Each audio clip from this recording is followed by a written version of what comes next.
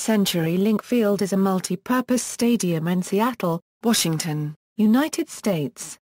It serves as the home field for the Seattle Seahawks of the National Football League and Seattle Sounders FC of Major League Soccer. It was originally called Seahawks Stadium but was renamed Qwest Field on June 23, 2004 when telecommunications carrier Qwest acquired the naming rights. It was then given its current name in June 2011 after the acquisition of Qwest by CenturyLink. The complex also includes the event center with the WaMu Theater, a parking garage, and a public plaza. The venue hosts concerts, trade shows, and consumer shows along with sporting events.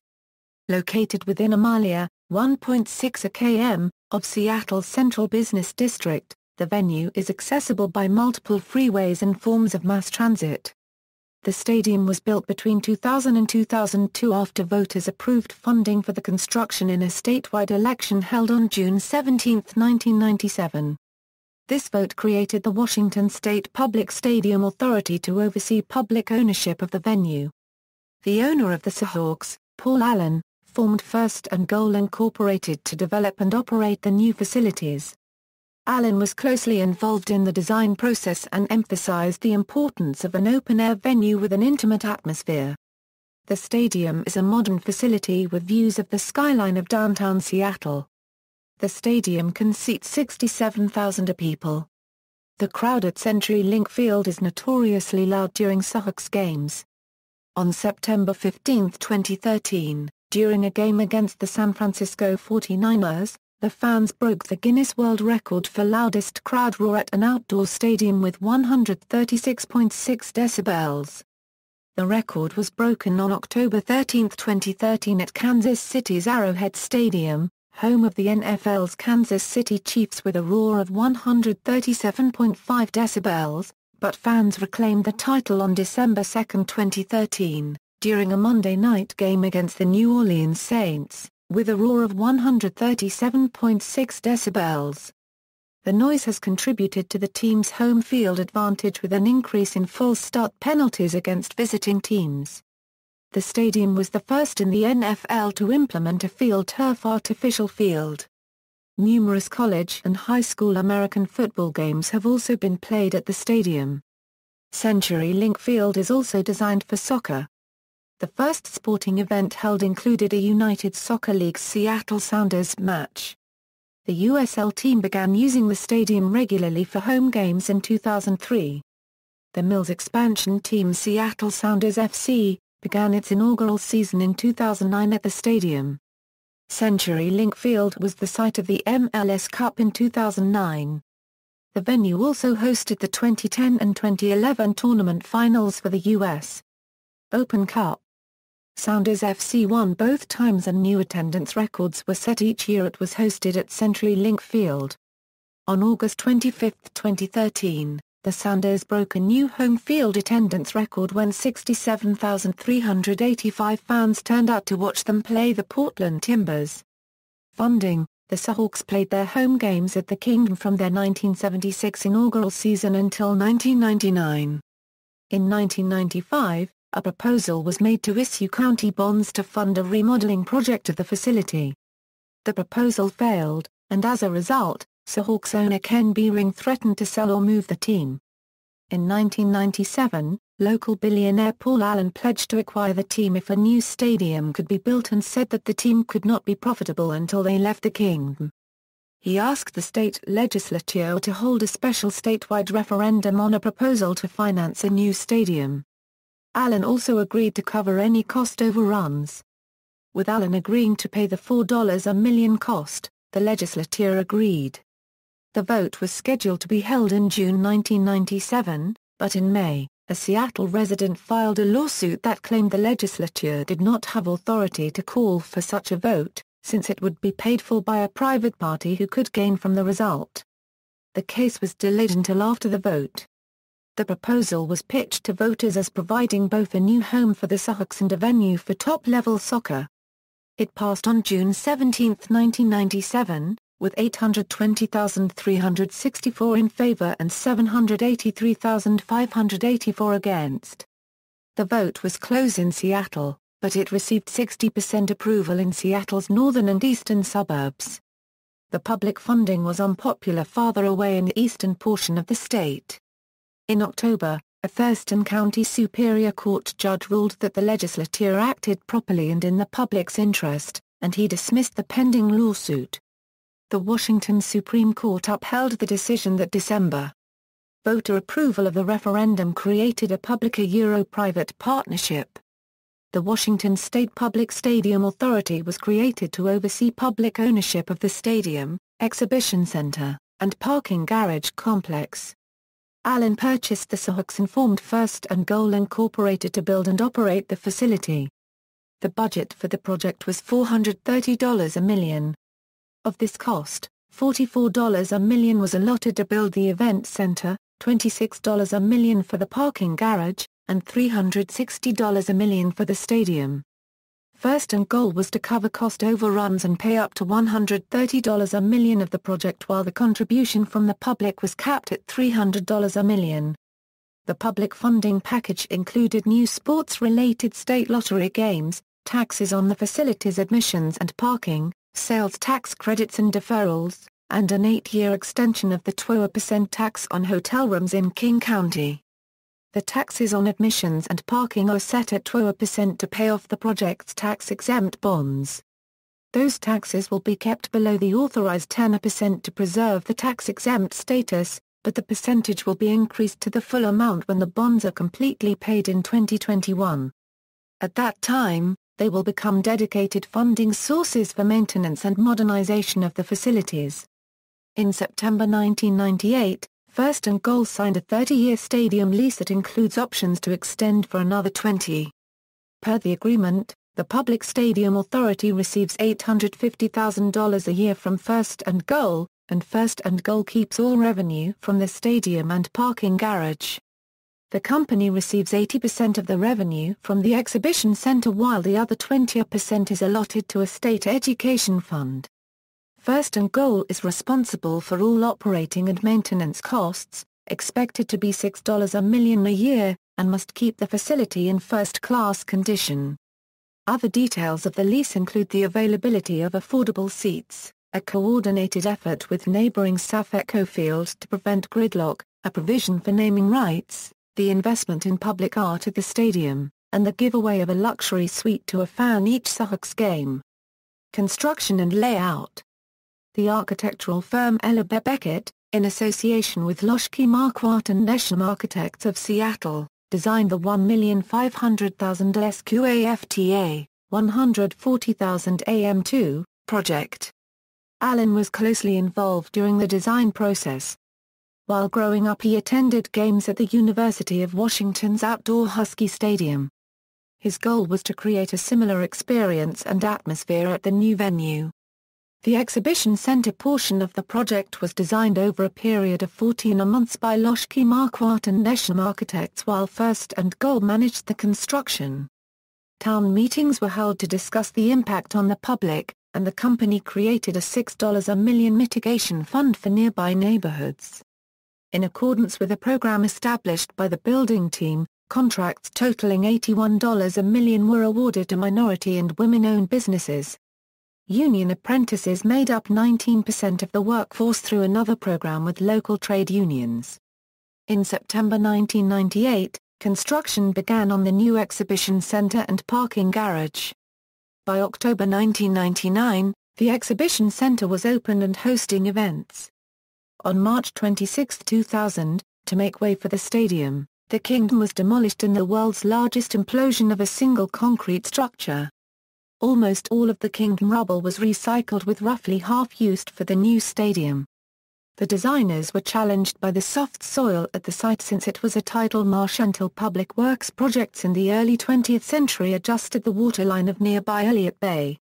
The top layer is a soft fill taken from the grading projects that had leveled portions of Seattle's hills.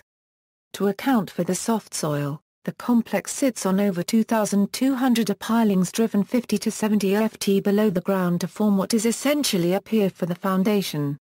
8 individually connected sections were built to account for the soil concerns, temperature effects, and the potential for earthquakes. The adjoining exhibition center and parking garage are separate structures and are not part of the 8-section stadium. The site of CenturyLink Field is the smallest of those developed for new NFL stadiums.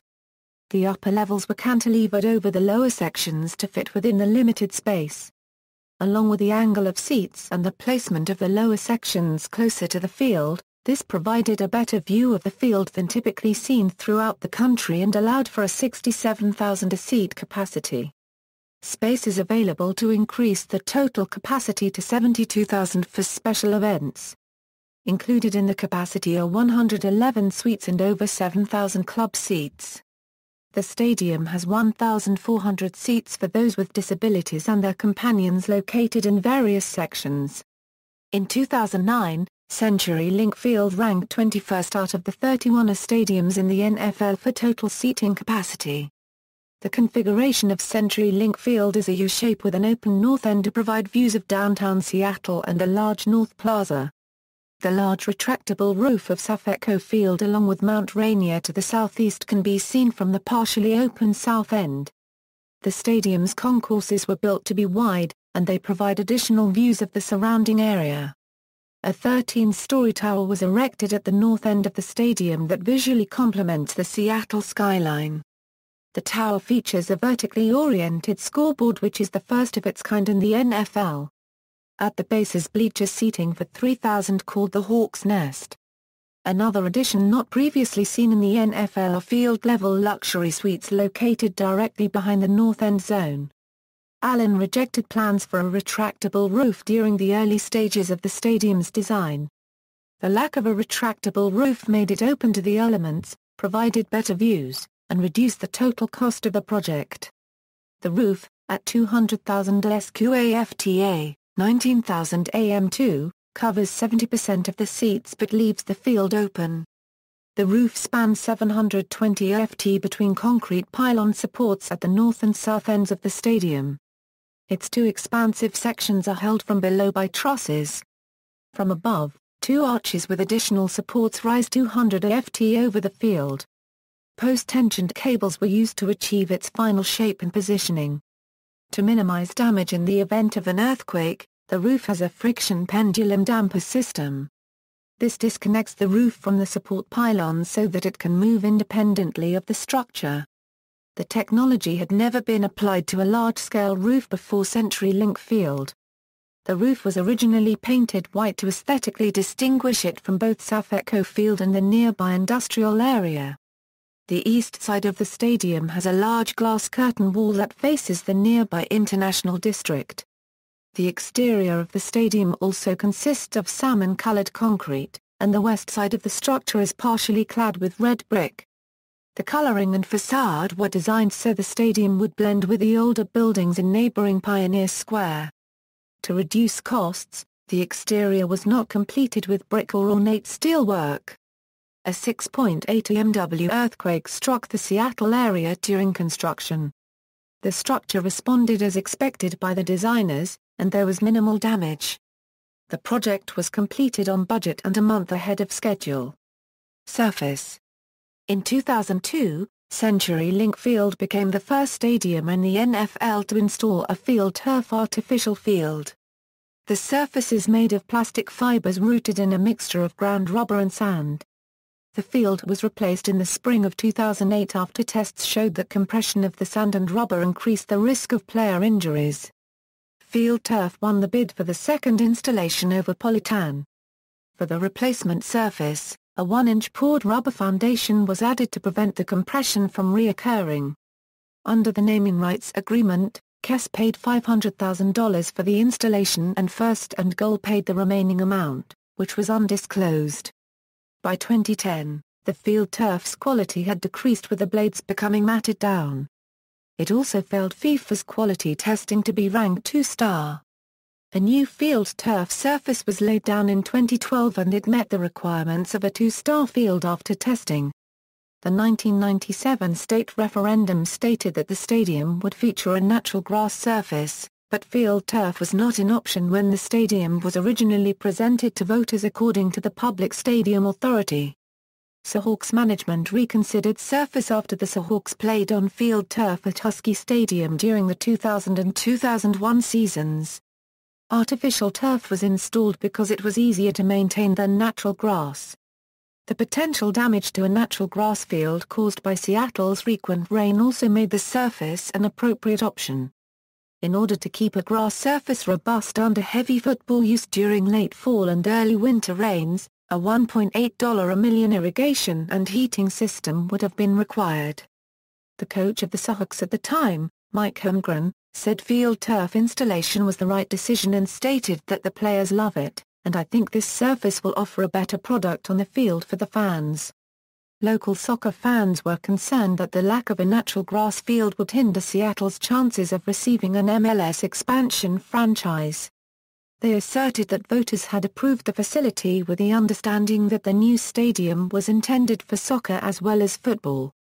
In a compromise, First and Goal agreed to pay for grass to be installed for special events when needed. There have been various opinions regarding both the artificial surface and temporary grass surfaces used for soccer matches. After the Brazilian national team defeated Canada's side 3-2 in 2008, Brazil's coach commented that one reason for his team's unexpectedly poor performance was the loosely installed grass field. The Grenada national team struggled to cope with the artificial surface during their loss at the 2009 CONCACAF Gold Cup. In July 2009, the U.S. Soccer Federation chose D.C. United's RFK Stadium over CenturyLink Field for the U.S. Open Cup. The general manager of D.C. United speculated that RFK's grass field was one of the reasons his team had a stronger bid. The general manager of the Sounders, Adrian Hanna, told the Seattle Times in 2010 that replacement of the surface was a continuing conversation between the Sounders and Allen's Vulcan Incorporated. When the Los Angeles Galaxy traveled to Seattle in May 2012, the field turf was noted as one of the reasons David Beckham and Robbie Keane were left out of the lineup. Between August and November, both the Seahawks and Sounders FC host games at CenturyLink Field.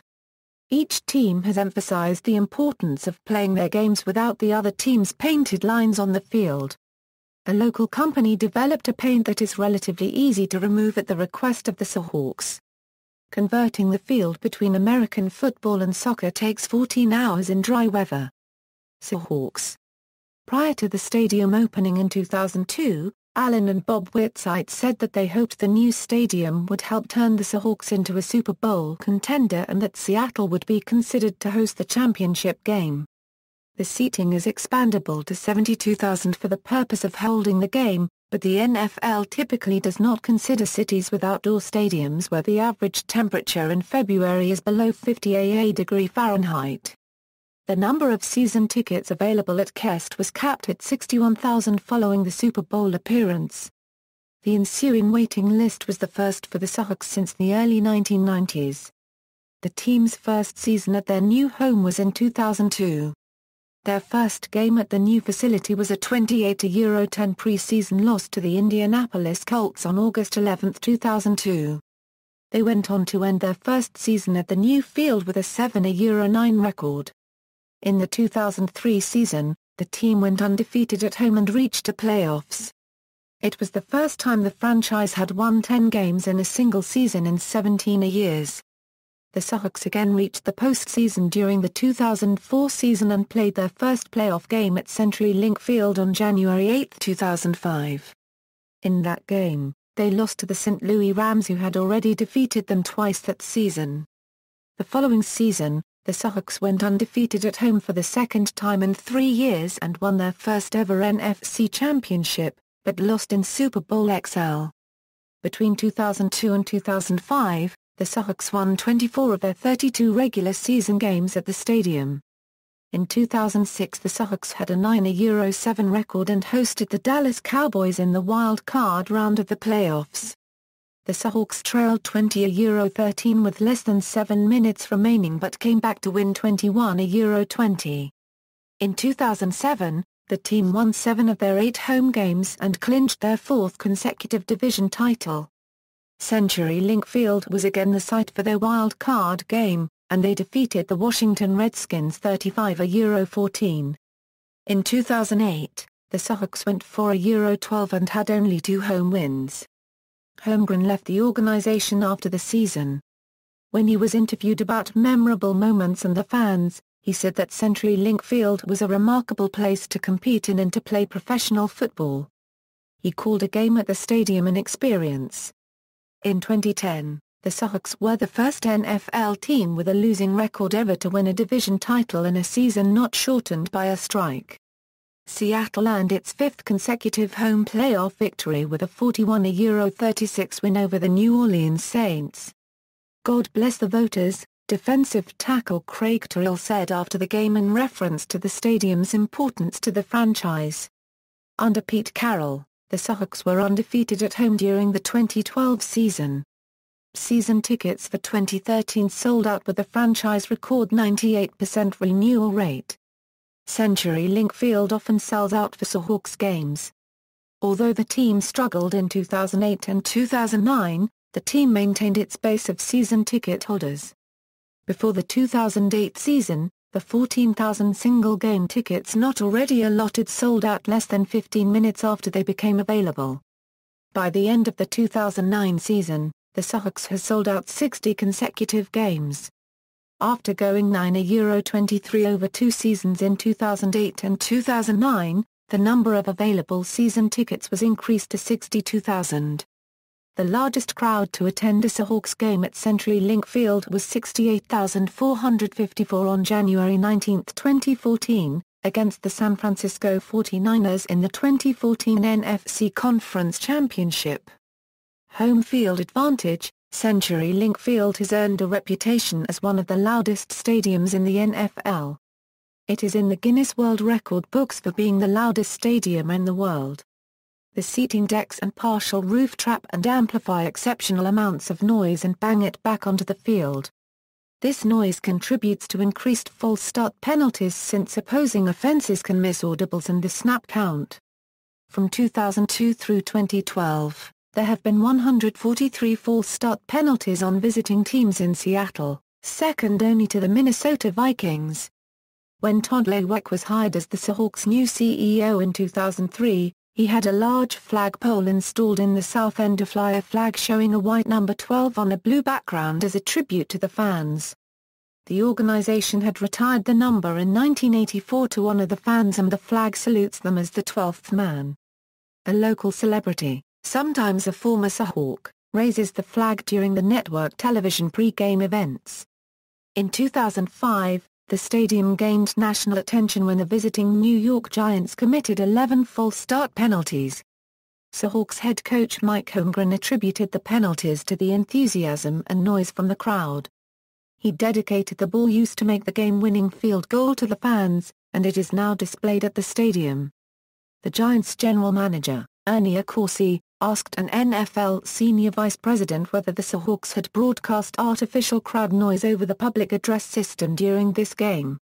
The NFL sent a memorandum early in the 2006 season about such complaints and sent officials to monitor 2 games. Holmgren denied the allegations, and the crowd responded by being even louder than usual when the Giants returned to CenturyLink Field. Since 2005, the Seahawks have tracked the number of false starts committed by visiting teams and display the statistic on a scoreboard to motivate the crowd. The stadium has had a league-high number of false starts since. In preparation for 2005 Euro 06 NFC Championship game at CenturyLink Field, the Carolina Panthers practiced with the recorded sounds of jet engines in the background to prepare for the volume of the crowd. Kickers experience further disadvantages when attempting field goals at CenturyLink Field. Both the stadium's proximity to Puget Sound and the open north end create winds that are challenging to gauge. Former Seahawks kicker Josh Brown adjusted to the winds, and he believed the moisture in the air caused trouble for others. On September 15, 2013, Seattle Seahawks fans successfully broke the Guinness World Records for the loudest stadium in the world. The 131.9 decibel record occurred during the sack of San Francisco 49er quarterback Colin Kaepernick in the first quarter. Fans then broke their new record during the third quarter of the same game when a level of 136.6 decibels was achieved during a goal line stand by the Seahawks defense.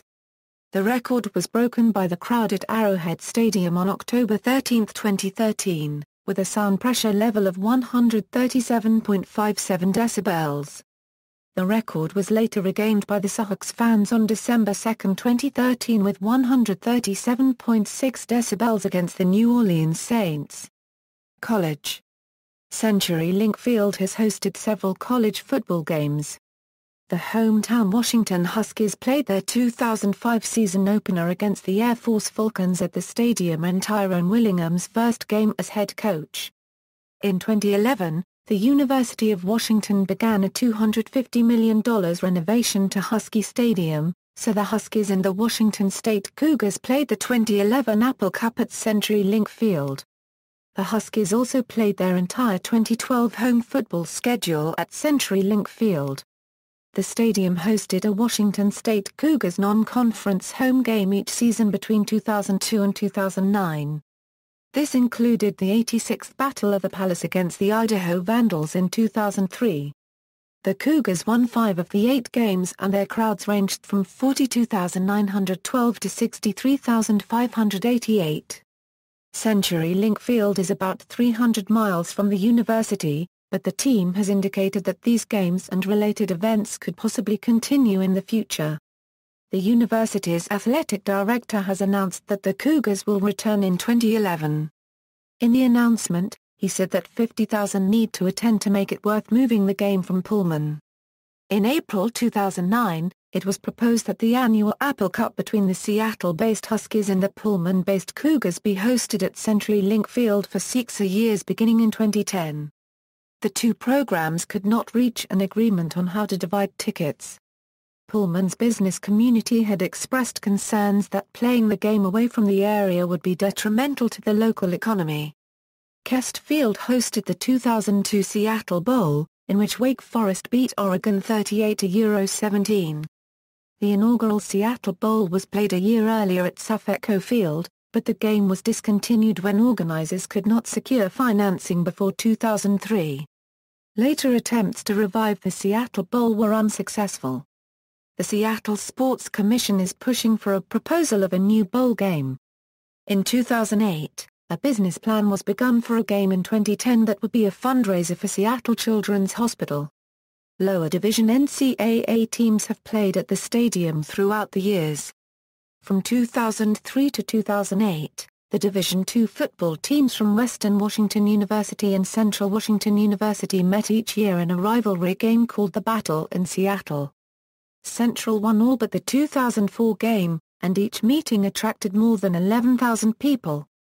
Western discontinued its football program after the 2008 season, but Central came to an agreement to continue the series with Western Oregon University for games in 2009 and 2010. Battle in Seattle 7 saw Central make a comeback to win 23-21 in front of 5,374. On October 31, 2009, the Division IFCS Eastern Washington University Eagles played a home game in Seattle for the first time. Along with the goal of drawing alumni from the metropolitan area, the athletic directors from both Eastern Washington and Washington State had expressed the importance of connecting with alumni at receptions and other events on the western side of the state. Billed as the Showdown on the Sound, the game was a 47-10 victory over the Portland State Vikings. According to Eastern's athletic director, Qwest Field's rental was $50,000 for the day. High school, CenturyLink Field has been used for high school football. The Washington Interscholastic Activities Association puts on the annual Emerald City Kickoff Classic at the stadium. The event is a season-opening series of games between some of the best teams in the state. The stadium features a meeting between one of the best teams in Washington and one of the best from another state in the Best of the West game. On September 4, 2004, Washington's Belleville High School and California's De La Salle High School played in front of over 25,000, a state high school event attendance record. Bellevue ended De La Salle's national record 151-game winning streak in a 39-20 win. On September 16, 2009, Bellevue defeated another highly regarded California school at Qwest Field in a 30-16 victory over Long Beach Polytechnic. USA Today had recently rated both teams highly, with Long Beach 3rd and Bellevue at 16th in the nation.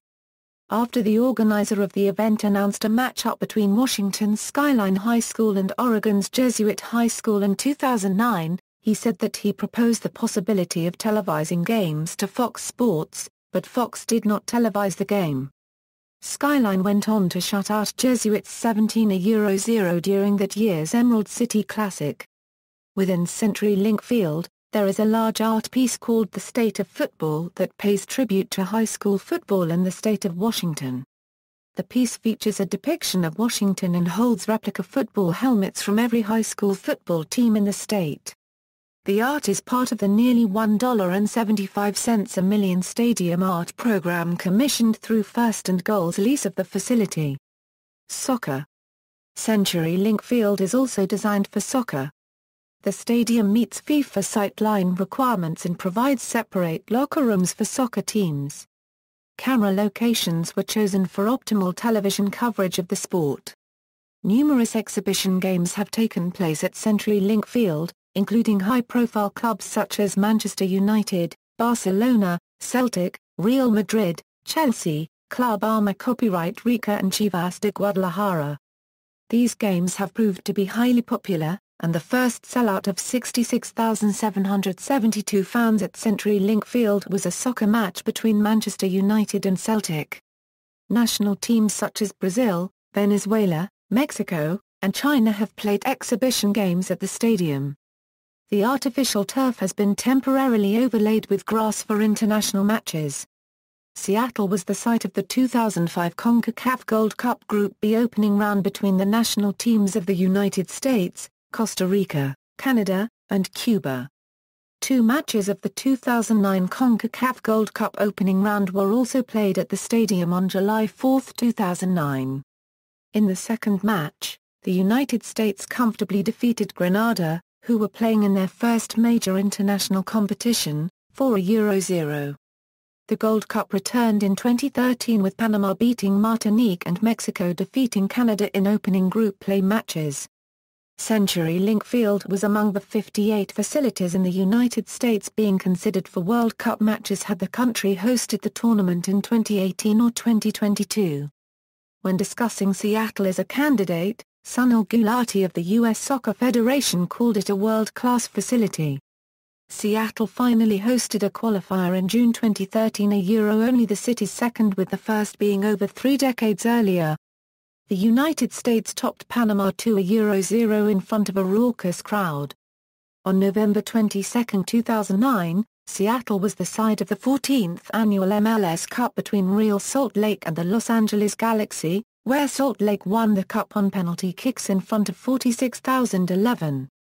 The stadium was the 8th stadium to host the event. Sounders. The first sporting event at the stadium was a doubleheader on July 28, 2002, that included both the Sounders Select Women and the men's Seattle Sounders of the USL team. The women defeated the Vancouver Breakers 4-3, while the men beat the Vancouver Whitecaps 4-1 in front of 25,515 people. The USL team began using the facility regularly as their home field in 2003. Although team management was concerned with the high rent and the underused seating capacity, they were drawn by the sponsorship opportunities and location. The Sounders increased their average attendance from 2,583 at Seattle's Memorial Stadium in 2002 to 3,452 at the new stadium in 2003. In 2005, the Sounders beat the Richmond Kickers 2-1 in a penalty shootout for the USL Championship in front of 8,011. Scott Jenkins scored the final goal and announced his retirement after the game. In 2008, the MLS expansion franchise Sounders FC decided to develop the Starfire Sports Complex in nearby Tukwila, and the USL team played most of the season at that facility. At the time, team management thought that practicing and playing at Starfire could provide a better transition for those hoping to play for the new MLS team. The last match for the USL Sounders at Qwest Field was the 2008 season opener against the rival Portland Timbers. The game ended in a scoreless draw in front of 10,184. Sounders FC. The potential to draw an MLS expansion team helped drive public support for building the stadium in 1997. In 1996, Seattle was considered for one of the 10 original MLS teams. However, the region lacked an adequate outdoor stadium. In 2007, it was announced that Seattle would be the home of an expansion team. The first Sounders FC regular season match was at the stadium on March 19, 2009. Fredy Montero scored the first goal in a 3-0 Seattle victory. Before the opening of their first season, the Sounders already had the highest number of season ticket holders in the MLS after they sold all 22,000 of the offered season ticket packages. The team created a website that was used to identify seating arrangements for season ticket holders based on personal interests, including preferred method for watching a game and foreign team preference. For the first half of the inaugural season, the upper and lower sections were tarped off, limiting the seating capacity to 27,700. The club hoped to create an intimate environment as well as a supply and demand factor that would reward season ticket holders and encourage early purchase of seats.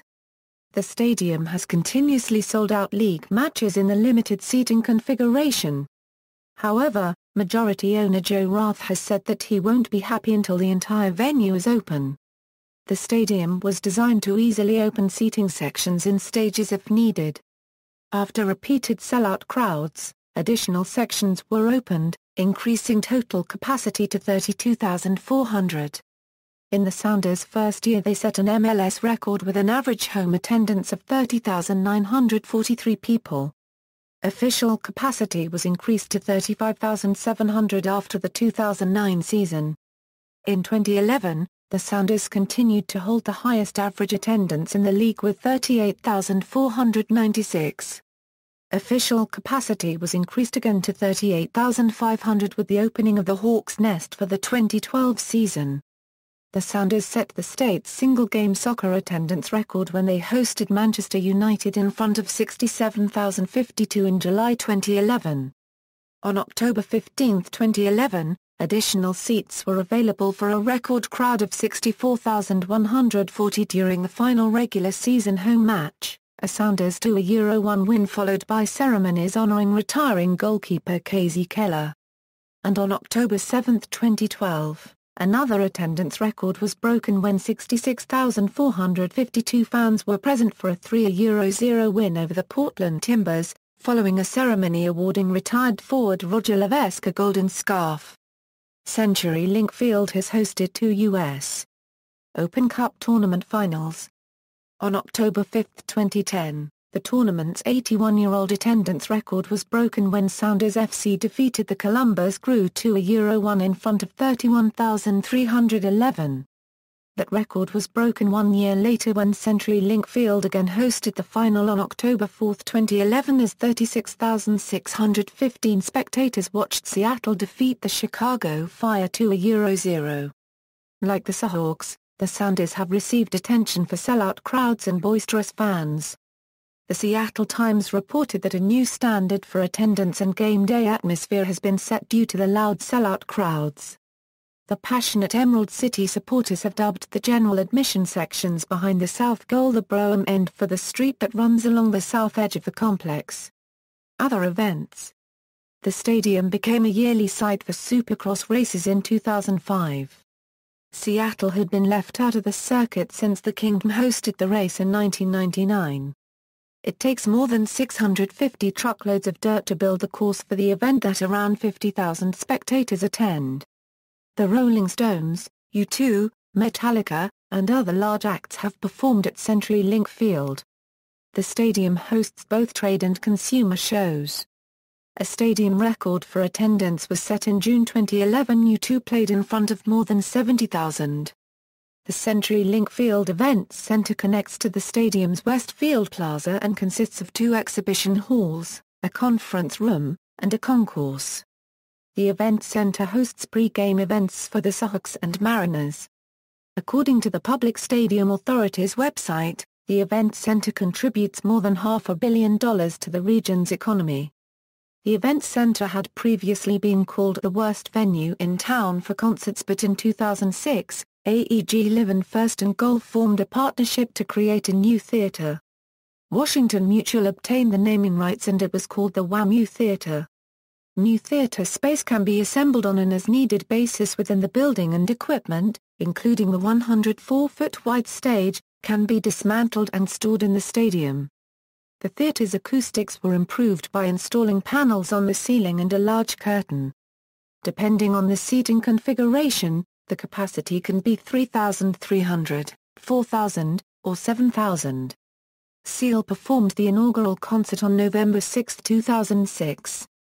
The event center was renamed the CenturyLink Field Event Center in June 2011.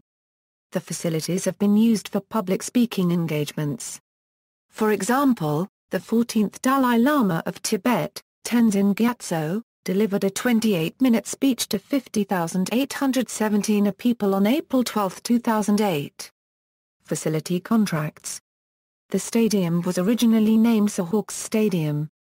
The name was changed to Qwest Field in June 2004 after the telecommunications carrier bought the naming rights for $75 a million for a period of 15 years.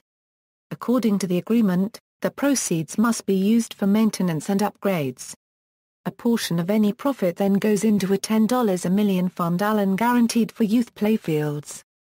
Due to CenturyLink's recent acquisition of Qwest, the stadium was officially renamed CenturyLink Field on June 23, 2011. There is speculation as to if there will be a new nickname for the venue. An informal reader poll conducted by the Seattle Times showed that the clink was a popular suggestion. During Sounders FC matches, a field has been entitled the XBOX pitch at CenturyLink Field as part of a sponsorship deal with Microsoft. In addition to its 48 concession stands, restaurants and lounges are located throughout the stadium. Along with typical fare, local Pacific salmon sandwiches, Dungeness crab cakes, and microbrews are served.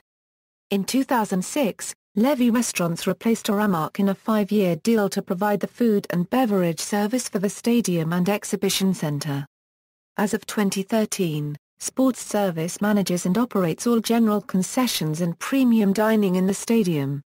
In May 2007, Seattle-based Jones Soda outbid Coca-Cola to sign a 5-year contract for the pouring rights of their beverages, making it the only venue in the NFL that did not have a contract with either Coca-Cola or Pepsi.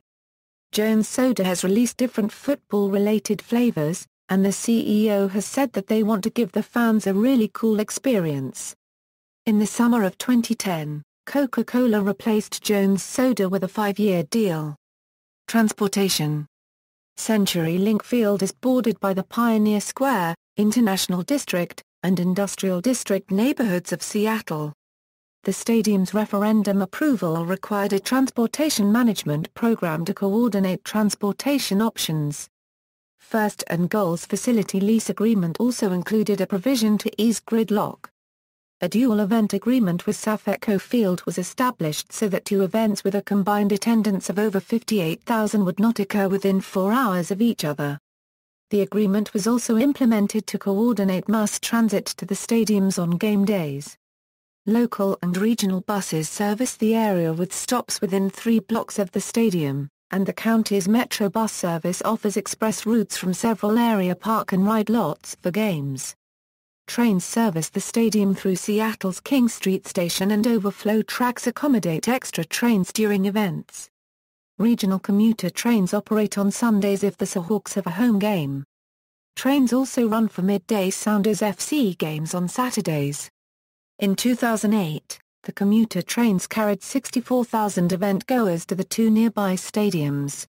Amtrak, primarily through the Pacific Northwest Corridor's Cascades route, also serves the station. On July 18, 2009, light rail service between CTAC and downtown began in time for an exhibition match between the Sounders and Chelsea. The light rail connects to the baseball and football stadiums via the stadium station. The International District/Chinatown station also offers convenient access. CenturyLink Field is bordered by the junction of Interstates 5 and 90 to the east and Washington State Route 99 to its west. The State Route 519 corridor connects I-90 to the neighborhood. local governments compromised with both the Seahawks and Mariners on the location of new ramps over the train tracks that run along the east sides of CenturyLink and Qwest Fields. An overpass for S. Royal Brome Way, the road that borders the south edge of the CenturyLink Field complex, to improve access and safety was completed in May 2010. The stadium has 2,000 parking spaces in its parking garage and 8,400 in the surrounding lots to accommodate automobile traffic. Beginning in December 2011, construction of the Stadium Place mixed-use development project replaced much of the north lot. The developer must replace the 500 lost parking spots and turn over parking revenue to the Public Stadium Authority per an agreement with King County. See also, references. External links, CenturyLink Field homepage, Washington State Public Stadium Authority, CenturyLink Field page at the Seattle Seahawks site, CenturyLink Field page at the Seattle Sounders FC site, project information from Ella Beckett, CenturyLink Field seating chart.